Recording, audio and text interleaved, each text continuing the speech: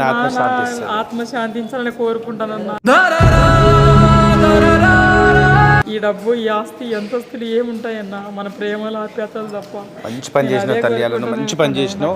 నాన్న ఎక్కడున్నా ఆయన ఆత్మ శాంతిస్తాడు.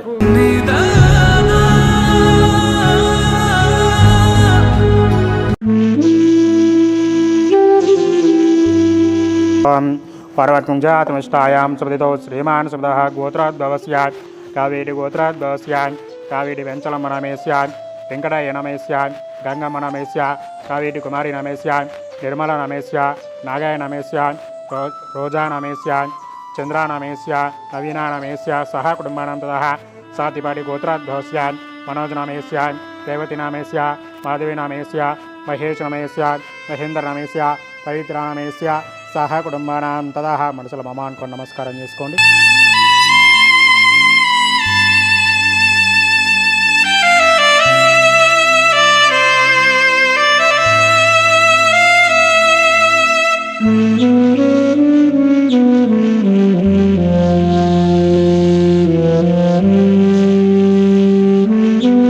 అందరికీ నమస్కారం. మరి ఈరోజు కుమారి అక్క వాళ్ళ నాన్నగారు చనిపోయిన కార్యక్రమం అనమాట. చాలామంది చనిపోయారంటే సంవత్సరం గడిచిపోయింది, వ్యక్తి చనిపోయారంటే ఇవాళ 4 రోజులకి 3 రోజులకి మర్చిపోయి తలస్నానాలు చేసి ఇక్కడితో ముగింపు అయిపోయింది అనుకునే రోజుల్లో ఇంకా గుర్తు చేసుకుని తండ్రి జ్ఞాపకార్థ కూడికగా ఏదో ఖర్చు పెట్టాలి, లేకపోతే ఎవరికో ఏదో చేయాలని కాకుండా ఓన్లీ అభాగ్యులకే చేయాలి, ఏమీ లేని వాళ్ళకి నేను కొంచెం అన్నం హెల్ప్ చేయాలని చెప్పేసి అని తను అనుకున్న కార్యక్రమం ఇది. ఒక 150 మందికి అన్నదానం చేసి ఒక 150 మందికి అన్న మీకు నేను వీళ్ళకైనా బట్టలు ఇవ్వాలి, షర్ట్లు ఏమైనా ఇవ్వాలన్నప్పుడు స్వెటర్లు ఇవ్వమ్మా అన్నప్పుడు తను ఆశ కొద్దీ స్వెటర్లు కూడా ఇవ్వడం జరిగింది. బట్ దాన్ని బట్టి చాలా సంతోషకరమైన విషయము.